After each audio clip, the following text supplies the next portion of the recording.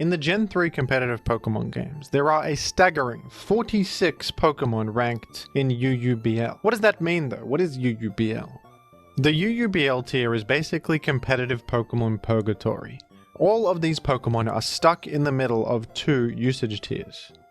They are not powerful enough to be considered OU, but also too powerful to be legal in the lower tier of UU. And the Gen 3 games just happen to have a significant amount of Pokemon in that middling power level. There are more Pokemon in this middle point than there are in the official OU metagame, which only has 26 Pokemon ranked. Pokemon that find themselves in this competitive middle point are often struggling to actually exist anywhere. A prime example of this is Crobat. Crobat is fundamentally not a bad Pokemon. It has an extremely high speed stat of 130, which matches some very relevant Pokemon in the OU metagame. This is the same speed stat that Jolteon and Aerodactyl have. And your other stats are decent considering how fast you are. The 90 attack is serviceable, but unfortunately Crobat has an extremely limited attacking move pool. Poison Stab is not very useful, as Gen 3 has a significant amount of common steel and ground types, which totally stop that in its tracks. Crobat lacks any sort of ground coverage, which is pretty important to be able to threaten the things that you force in with your poison or flying stab. So despite being fast and fairly threatening, Crobat doesn't do much in Gen 3 OU. It's largely outclassed by Aerodactyl, who has better attacks and is crucially Sandstorm immune. Crobat is just an awkward, okay Pokemon. If it was a bit weaker, it might have a place to exist in UU, but it's a bit too good for its own good. The same can be said of something like Zangoose, who is a fairly decent normal type physical attacker with a 90 base speed and 115 attack. Zangoose's claim to fame is it's one of the faster things that gets access to Swords Dance, but Zangoose is also just in that awkward middle point of viability, where it's a bit too powerful for UU, but nobody would really want to use it in OU, would they? Not all of Gen 3's UUBLs are like this though. Some are quite competitively relevant, and some are even archetype staples. Medicham is a Pokemon that has been on the rise significantly in recent years. Medicham always seems to prop up in higher level tournaments, and certain kinds of players really gravitate towards this Pokemon. Although Medicham has some competition with other fighting types, those being Heracross and Breloom mainly, Medicham sets itself apart with its ability Pure Power, which straightforwardly doubles your attack stat. Thanks to Pure Power, Medicham is quite significantly stronger than other fighting types. It can achieve a much higher attack stat and more immediate firepower. And thanks to Pure Power, it can even afford to run a Jolly Nature if it wants to, and have an impressive speed stat of 284, which is very good considering how hard it hits. Medicham is a very popular lead on hyper offense teams because it's very easy for it to force things out and start the game off with significant early momentum. A lot of people even think Medicham is a Pokemon that might graduate and be granted OU status in the future. It's certainly possible with how often Medicham props up in tournaments. And this has happened before. Pokemon have been promoted to OU from the UUBL tier. The most significant recent examples being Charizard and Moltres, who were formerly BL ranked Pokemon. Another very commonly seen UUBL Pokemon in high-level play is Smeargle. Smeargle is well known for its ability to learn any move in the entire game. And because of that, Smeargle can have combinations of utility moves impossible on any other Pokemon. That sheer versatility makes Smeargle very common on hyper-offense teams that aim to abuse Spore, the only 100% accurate sleep move in the game, as a way to earn early momentum. And Smeargle is the only thing that is able to put an enemy to sleep with Spore and then create spikes. Spikes are central in Gen 3 as a form of progress, damaging the enemy every time they switch in, and Smeargle is an outstanding aggressive spike setter. On top of that, you can also throw on other high-value status ailments like Thunderwave or Will-O-Wisp to significantly hinder the enemy. And Explosion is another momentum tool that can actually deal fairly respectable damage despite Smeargle's low attack stat because of the stab boost and the high power of Explosion itself. But on top of that, in Gen 3, Explosion is able to eliminate the opponent from taking a turn, because if you die in Gen 3, if your Pokemon faints, the enemy cannot act. By self-inflicting your own demise, you are able to safely pivot and deny the enemy a turn at the same time, which is an outstanding thing to do on an aggressive team. Smeargle is a spike setter like no other that I would go so far as to call a staple of hyper offense spikes teams, which are a pretty popular archetype. This is another one that I think is fairly deserving of OU status possibly in the future, just because nothing else can quite do what Smeargle can do, and it defines a pretty strong team style. So there are some Pokemon that people would argue are OU staples, or central to the metagame in some way. But there are other UUBL Pokemon that have niche value on specific teams, but still do something that no one else can do. One of the chief examples of this is Kingdra. Now Kingdra is kind of a perfect viable UUBL Pokemon, a perfect example of that, because Kingdra can't fit on just any team.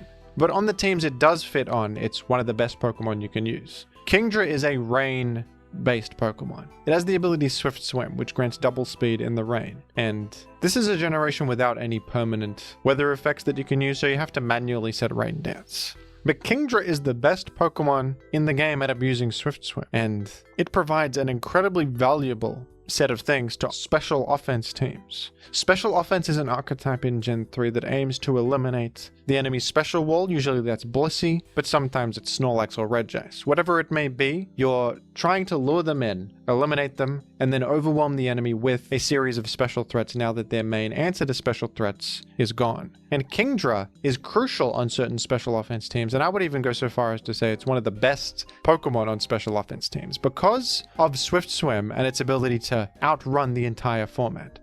There are few special threats that are this fast, and what's crucial about Kingdra is that with Swift Swim it can outrun Aerodactyl, Jirachi, Gengar, these fast offensive threats that can really halt your momentum on a special offense team by coming in and directly forcing out whatever your special threat is and putting you back on the defensive side of things. Kingdra, crucially, outruns all these fast offensive threats and can KO them easily. And it also provides these special offense teams with a way to just end a game. Rain Dance Kingdra is a fantastic late game cleaner due to its speed and nice water ice coverage that is often able to one-shot chipped enemies. So just because a Pokemon's ranked in UUBL doesn't necessarily mean that it's irrelevant in the metagame. Kingdra is not a Pokemon that I would ever expect to be promoted to OU, but it's also a part of OU, undoubtedly. It is the best Pokemon in the format at a specific job, and that has some real merit. In the same vein, there is Hariyama, a Pokemon that is a bit divisive actually. Some think it is an OU level Pokemon, some think it is inconsistent and difficult to use, but most would agree that this is one of the better UUBL Pokemon, and that is because Hariyama has access to this move right here, Knock Off. This is a very scarce move in Gen 3, and Hariyama is by far the best user of it. Knock Off just eliminates a Pokemon's item, and that is a very powerful effect, as leftovers are crucial in Gen 3 to cancel out the damage of Sandstorm or chip heal in the Sandstorm on Pokemon like Skarmory and Swampert. Leftovers healing can account for sometimes over 100% of healing over the course of a game, especially on Skarmory, who is outstanding at just racking up chip heal with leftovers. So the ability to get rid of leftovers is incredibly valuable, and what's so good about Knockoff as well is that it is a completely free form of progress making, which is very rare in Gen 3. Gen 3 doesn't have that many moves that are just safe to click with very low risk, like U-Turn and Scald in later games. Most moves come with a significant cost if they are predicted or used unintelligently. Knockoff is one of the rare exceptions. This move can't really be punished with anything. It is just a guaranteed good thing to get rid of an enemy item. But Hariyama is the only half-decent Pokemon that gets this move, and Hariyama suffers from the fact that it is very difficult for it to stick around. It has solid bulk with its massive HP stat, but its defenses are very low, and it's prone to Spike's Chip and Sandstorm and simple neutral hits that threaten it greatly, and it's not very good at healing. It only has rest. So despite not being able to fit on just any team and having a specific purpose, Hariyama does something that nothing else does in this format because of its access to Knockoff. Entire teams can be built around the item removal of Knockoff and getting as much value out of that as possible. So some of these UUBL ranked Pokemon are actually valuable members of the OU metagame, and they have a place there. But others are totally irrelevant, many of them completely outclassed by superior options, offering nothing unique to the format. But what if it didn't have to be that way? What if there was a format for all of these UUBL Pokemon to exist? I mean, there's 46 of them. That's enough Pokemon to create a format by itself. This is one of the the largest UUBL tiers in Pokemon history, with a bunch of Pokemon just happening to settle around this middle point of power level. Why not turn it into its own tier? Well, someone did. This did happen, and in fact, you can play the tier right now on Pokemon Showdown. It's in the rotational ladder right now. It's just called Gen 3 UUBL. And it's a pretty interesting format, actually, because without some of the central dominant forces of OU, like Tyranitar's Sandstream or Dugtrio's Arena Trap, keeping these Pokemon down, some of them can actually achieve value in ways that they never could before. There are 3 Pokemon in the S rank of Gen 3 UUBL viability, and they are Dragonite, Raikou, and Registeel.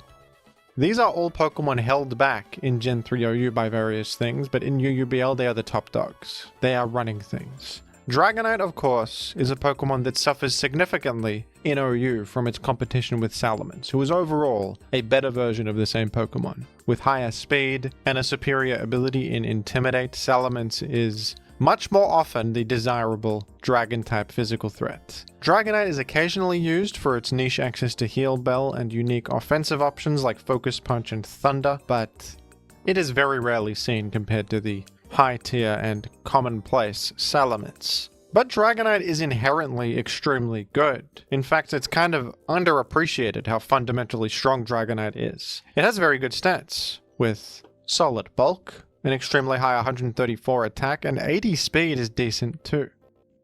If Salamence didn't exist to steal its lunch, I'm sure Dragonite would be a viable choice in OU. So in this tier, it makes perfect sense that Dragonite would rise to the top. It is quite significantly better than many of the Pokemon here, with outstanding stats, a vast move pool, and a central offensive presence that demands respect. Dragonite can of course run a straightforward Dragon Dance physical sweeper set. It can run a Choice Band set to be more directly aggressive, and it has various mixed attacking options too to cover all of its different checks. Raikou being S rank also shouldn't be too much of a surprise. This is yet another outstanding Pokemon that is mostly suffering from the circumstances of the Gen 3 OU metagame. I mean, when you look at its stats, it is incredible. It has a 115 speed stat, which is very fast for Gen 3 standards. Its bulk is impressive, and it has access to Calm Mind, turning it into a very fast, uncharacteristically fast special threat. This is one of the fastest and bulkiest things that gets Calm Mind, and it can use that for fantastic setup opportunity. And Raikou is used in OU a fair bit on certain teams. The problem with Raikou in OU, though, is its adversarial relationship with Dugtrio, who is faster and threatens to one-hit KO Raikou with Earthquake, as well as trapping it so that it can't switch out. Raikou contending with Dugtrio is a big drawback, and Raikou also has to contend with Blissey at the same time, who easily prevents Raikou from sweeping by walling it with its immense special bulk and 1v1ing it with Seismic Toss. If it wasn't for Raikou's poor matchup into 2 of the most common Pokemon in the game, it would be outstanding. And in the game's history, Raikou was ranked OU. It only fell down to UUBL fairly recently, so in a world without Dugtrio and without Blissey, Raikou is loving life, and it is the most powerful special attacker in this whole format. And Registeel being S rank also makes perfect sense, yet another victim of circumstance. I mean, Registeel fundamentally is an outstanding Pokemon. It has some of the best defensive stats in the game, with 150 in its defense and special defense. Mono Steel typing is also not too bad. In Gen 3 OU, Registeel's biggest problem is its competition with Metagross. Although Metagross doesn't do everything better than Registeel, it has a worse special defense stat. For the most part, Metagross is a far better Pokemon. Metagross is more offensively threatening and has a wider diversity of different ways it can be used. And the flexibility offered by a high attack stat and Explosion is difficult to match. Metagross Explosion can trade with almost anything in the format, especially unresisted switch-ins. And the threat of that alone makes it easy to get a lot out of a Metagross. Metagross also has Meteor Mash, which is an incredible physical attack with stab boost on it, which is just much better at dishing out damage and getting things done. Registeel is sometimes used in Gen 3 OU, but it's very rare. And when it's used, it is often on incredibly slow-paced teams that can get the most out of its absurd bulk. Registeel can be a curse win condition, using curse boost to snowball to a point where it's unkillable. But those kinds of Registeels are often prone to getting crits, as it takes a very, very long time for Registeel to actually pose much of a threat. I mean, the guy only has 75 attack, no good steel stab option. Your move pool is decent with, you know, Earthquake, Rock Slide, and Explosion, but your attack isn't high enough to get much out of that. Registeel can also be used as just a miscellaneous wall. It does have options like Thunder Wave and Counter, which are very fitting on it. And even though Metagross can do much the same thing, Registeel is better on the special defense side, making it a bit nicer against enemies like Starmie, Suicune, or Zapdos. You're not going to get totally destroyed by them because your special bulk is so good. But the big drawback is that you have almost no offensive output. However, in Gen 3 OU, there is no Metagross to steal your lunch, just like how Dragonite is thriving and actually getting the most out of its fundamentally strong qualities. Registeel is much the same in the Gen 3 UUBL tier. Nothing else in this tier has such defensive excellence. In Gen 3 UUBL, Registeel feels like a king. It is a wall to many things, a check to many things, a paralysis spreader, a win condition. It is one of the most solid defensive Pokemon here. And there are other things that help Registeel out too, like no Dugtrio to worry about. Even though Registeel can live a Dugtrio hit, you're often threatened by that Dugtrio range. So it's nice to just never worry about that ever again. Registeel also doesn't have to worry about those pesky fire types, Moltres and Charizard, who are nowhere to be seen in Gen 3 UUBL. Something kind of funny about the UUBL format is, you know, there's some instances where the second best version of an OU Pokemon is really good. Like Dragonite filling the shoes that Salamence once filled, or Registeel sort of filling Metagross's shoes. But in some instances there isn't a clear second best that does the same thing, so sometimes it's just the baby version, like Diglett. Even though Diglett is an NU ranked Pokemon, it can operate as an arena trapper. And it's like the only guy that can do that can fill the shoes of its father, Dugtrio. But Diglett is of course significantly worse. Raikou actually outspeeds Diglett, so Diglett can't really trap Raikou. Diglett traps way less things than Dugtrio can with its inferior damage and speed. But it is still sometimes used, because nothing else can do this. Same deal with Haunter. And Haunter is actually a very good Pokemon in many lower tiers of Gen 3, and interestingly, that's very much the case in UUBL too. This is an impressive B+ ranked Pokemon, actually pretty high for a not fully evolved Pokemon, just because there's a shortage of other ghost types. And Haunter isn't too bad actually, it's pretty fast with 95 speed, has 115 attack, and you are missing many of Gengar's options. You don't have the elemental punches like Fire Punch, Ice Punch. You do at least have Giga Drain. And Haunter also gets Explosion and Destiny Bond, which are both very good momentum and trading tools. You want to know another funny thing about Gen 3 UUBL? Despite the fact that there are 46 Pokemon in this format, none of these Pokemon can learn the move Spikes. The only exception is Smeargle, because of course it can learn every move. But there's a bit of a scarcity of Spike setters in Gen 3 UUBL. In OU, there's a few different Spike setters, Skarmory being the main one, but UUBL's got a bit of a shortage, doesn't it? For that reason, UUBL teams have to turn to the lower tiers for their Spike setters, and one of the better ones, with an impressive A ranking, is Quillfish, which might sound a little strange. Quillfish doesn't look that good, but one of the few bulky Spike setters you can use. Water Poison in Gen 3 OU is a terrible typing because you are vulnerable to Dugtrio's Earthquake, all of the Pokemon with Psychic, you know, Celebi, Jirachi, etc. It's rough being Water Poison in Gen 3 OU because the most common Grass type in the game is Celebi, and usually Water Poison is nice because it's neutral against Grass, but when the main Grass type hits you with a super effective Psychic, that's no fun. So Water Poison, terrible in OU, but very good in UUBL actually, because there's quite a few fighting types here, like Medicham and Hariyama and Machamp. Some of the strongest offensive threats are fighting types. There's no Dugtrio anymore, there's no Jirachi or Celebi anymore. There are some Psychic types here like Alakazam, but you're under way less fire in this tier than you are in OU. And defensively, Quillfish has some cool stuff like the ability Poison Point, punishing contact effects. It's actually quite usable. Your stats are average, but just because you have access to Spikes and Thunder Wave and Poison Point and a decent typing, Quillfish is a high tier Pokemon in UUBL that's filling the very important role of a Spike setter. Shows you how sought after Spikes is. Quillfish would be terrible if not for its access to Spikes, probably, but There's enough of a big deal to make it a A-ranked Pokemon. Quillfish can also use Swift Swim, but it's a bit clunky, I think, to be a spike setter and use Rain Dance Swift Swim combo to take advantage of double speed in the rain. It's not very well suited to that. I think I prefer the Poison Point set. You can maybe use Swift Swim to counter enemy rain or get a fast self-destruct, but you're not very offensively powerful. Having low special attack isn't the best either when in rain you want to use water moves, which are always special. But there's another water-type spike setter that is a bit more effective at taking advantage of its Swift Swim ability, and that is Omastar, another one of the only good spike setters you can use in this format. Omastar's typing is probably a bit worse, Water-Rock. It has its advantages. Rock has normal resistance and flying resistance that can come in handy, but your types fall weak to grass, you're weak to fighting. Water Poison is a bit better defensively, but offensively Omastar is much more powerful. And in the rain, this is actually a very strong threat. And on top of that, you got the roll compression of also having spikes. This is actually a set that can do pretty well in OU, just because it's so unique. You're a Swift Swim Pokemon with spikes on you. And Omastar also has very good defense. Base 125, it's kind of destroying Quillfish on the stats side of things, in that sense.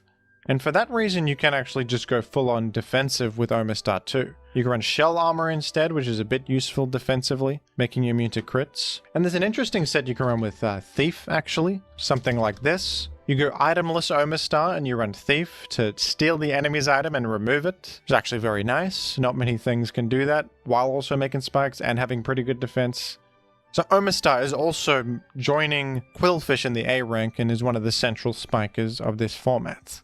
As for rapid spinners to get rid of spikes, the most popular is Donphan, who is also sometimes seen in OU. Donphan is a mono ground type Pokemon, which is a good typing, and is a rare rapid spinner that is able to also act as a Tyranitar check, Aerodactyl check, and even Salamence check in Gen 3 OU. What sucks about Donphan though in OU is that it gets incredibly punished by both Gengar and Skarmory. Gengar and Skarmory absolutely destroy Donphan, because none of your attacks can hit them very hard, and they can significantly punish you with Toxic or Will-O-Wisp or just super effective attacks. So Donphan in OU often needs the support of Magneton to trap Skarmory and get rid of it, and Pursuit Tyranitar to get rid of Gengar. So you need two trappers for Donphan to function properly. It can work, but it's a lot to ask. However, of course, in UUBL, Skarmory and Gengar are not here, and Donphan is also one of the premier bulky ground types in the whole game, with its fantastic attack and defense, filling the shoes of OU Pokemon like Swampert and Flygon that are no longer available. And it's a rapid spinner on top of that, so that's really good. The thing about Donphan though is that it has a positive and negative matchup against the two most common spikers. It can hit them both with a super effective Earthquake, and it has a high attack, so that does hit quite hard, but it's also weak to water, and both of them are water types. So another alternative rapid spinner you can use is Tentacruel. It's a UU ranked Pokemon, but it is still used here of course, because of its ability to rapid spin, and because all of the stuff that threatens it in OU is no longer here. Very similarly to Quillfish, has the same typing, and is restricted by all the same things. Dugtree Earthquake, Psychic from all those common Psychic types. In Gen 3 UUBL, Water Poison is a much better typing, and Tentacruel actually matches up fairly solidly against the two most common Spikers, with its own typing, resisting many of the attacks that they use. Now, some people dislike the fact that Sandstorm is always up in Gen 3 OU. It can feel restrictive because Sandstorm basically makes it so you have to use leftovers on a lot of Pokemon to cancel out the Sandstorm damage, and that can feel a bit annoying, but I would argue Sandstorm has a positive effect in a lot of ways by punishing defensive walls that would otherwise chip heal significantly, and pushing a lot of cool Pokemon to the forefront, Pokemon that can exist in Sandstorm. I think it's a good thing for the pace of the format, and it punishes Pokemon that I think deserve to be punished. But UUBL is a world where there is no Sandstorm, which has its pros and cons. The pros are that more item variety is possible now. You don't have to run leftovers on everything. But the downside is that that enhances certain Pokemon to such an extent that they are now nearly broken, aren't they? Another thing that Sandstorm really restricts is reversal sweepers. Reversal is an attack that has higher power the lower your HP is. So if you deliberately bring your Pokemon down to exactly 1 HP, Reversal has 200 base power. So you can use a combo with Reversal and a Select Berry and bring yourself down to the 1 HP either with Substitute or the move Endure, which allows you to survive an incoming hit on 1 HP. Maybe somewhere in there you get a Swords Dance boost or a Bulk Up boost as well. And with this absurdly high power attack, a speed boost, and presumably some coverage to help you hit the things that Reversal can't hit, this can win a game as fast as anything can in Gen 3. The Reversal sweepers are kind of insane. Sandstorm punishes this because, of course, if you bring yourself down to 1 HP and Sandstorm is up, Sandstorm will just knock you out. It'll deal 1 damage and your Pokemon dies. So in OU, to run these Reversal strategies, or Select Berry Sweeper strategies, you first need to eliminate Tyranitar and reset the weather with Sunny Day or Rain Dance, so that Sandstorm is gone and your Pokemon will not die to the Sandstorm anymore at 1 HP. In UUBL though, there's nothing stopping Reversal Sweepers from running rampant. So you are in constant threat of getting swept by a Reversal Pokemon. The most popular being Medicham. Medicham we already established is a fantastic Pokemon in OU, and in UUBL it feels even stronger. It has all the same fantastic qualities that make it great in OU, that unmatched damage output with pure power, a pretty solid physical move pool, and decent speed for how hard hitting it is. But now you can use Endure Reversal with a Select Berry, and Medicham has access to a 200 base power fighting type move, and no Sandstorm to stop it from just going to the moon. At least all the poison types down here like Weezing and Quillfish have resistance to Reversal, but you'll often find yourself getting overwhelmed by these Reversal sweepers. Blaziken can also use a Reversal set, and Blaziken is a better mixed attacker, allowing you to threaten a wider variety of different things. And Dodrio is also able to use a Flail set. Flail has exactly the same effect as Reversal. It's just a normal type attack instead of a fighting type attack. And Dodrio is crucially much faster than Medicham, and it has access to agility, meaning Dodrio can choose to boost its speed with agility and then use a berry to boost its attack, a Lychee Berry. For this reason, it is nice in UUBL to have some sort of Pokemon with a priority move on them. Priority moves are actually quite scarce in Gen 3. They are much less common than they end up becoming in later games, but there are some good Pokemon here that do have priority moves. Arcanine has access to extreme speed, and that will of course eliminate the speed boosted Reversal threat and take it out, because they're on 1 HP, they'll die to anything. And Choice Band Swallow is another solid Pokemon in the UUBL tier that has access to Quick Attack, which can be a line of defense against these Reversal and Flail late game cleaners. Gen 3's UUBL tier is a very unique case. Many of these Pokemon are solidly viable in the OU format and have a place there, but for those that aren't, they actually have a whole format where they get to exist and finally show the world what they can do without all of the perils keeping them down in Gen 3 OU. I happen to like the way that mechanics such as Sandstorm and Arena Tramp shape Gen 3 OU in a certain way, because I think the metagame that formed around those things is very good and balanced, but it is a shame how much those things restrict a significant amount of the cast in Gen 3, and so many Pokemon just have nowhere to exist as a result. I'll be sure to play some UUBL while it's available this month and get a sense for this alternate universe of competitive Gen 3, where there is no sand, and Crobat is seen as a genuine entity, and Zangoose is a respectable individual too. What do you think of the Gen 3 BL tier? Have you tried it? Do you think it's fun? Who's your favorite Pokemon to use in there? Let me know down below in the comments, and thank you very much for watching.